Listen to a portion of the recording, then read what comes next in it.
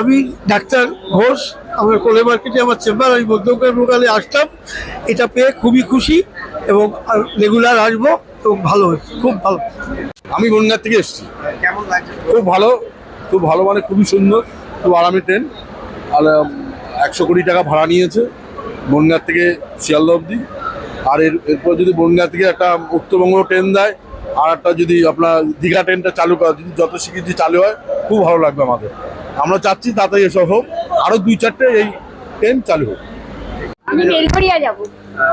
AC local কেমন লাগছে? খুব ভালো লাগছে, এই প্রথম পেলাম। Thank you so much. রেলমন্ত্রীকে আমি অসংখ্য ধন্যবাদ জানাই। এটা আমরা অনেক দিনের আকাঙ্ক্ষা ছিল, আমাদের ফুলফিল হয়েছে। Thank you so much. আমি ঠাকুরনগর থেকে। কেমন লাগলো প্রথমবার এসি? ভীষণ ভালো লেগেছে, মানে ভীষণ। আর মানে আমাদের বনগাঁ থেকে এসি ট্রেন তো খুব আনন্দেরই একটা ব্যাপার। মানে আগে তো আমরা দূরপাল্লার ট্রেনে সব এসিতে যেতাম, এখন বনগাঁ থেকে আমরা আসবো শিয়ালদা এসি ট্রেন, এটা ভেবে ভীষণ মজা হচ্ছে। চলে যাবে তো, ট্রেনে যাবেন না? আরো দুটো রুট শুরু হলো আপনাকে, এর আগে আমরা একটা পেয়েছিলাম। কি বলবেন? যাত্রীরা খুবই উচ্ছ্বসিত, তারা বলছে আগামী দিনে আরো যাতে এই সংখ্যা বাড়ানো হয়। হ্যাঁ, যাত্রীরা, আমি এই ট্রেনেই এলাম বনগাঁ থেকে, যেটা আসলো ট্রেনে যাত্রী সংখ্যা চোখে পড়ার মতো ছিল, তাদের উচ্ছ্বাস আরও চোখে পড়ার মতো ছিল।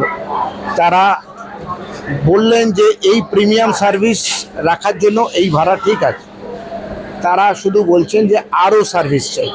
অর্থাৎ যাত্রীদের চাহিদা এবং তাগিদের দিকে মর্যাদা দিতে আমাদের ভবিষ্যতে আরও ট্রেন চালাতে হবে।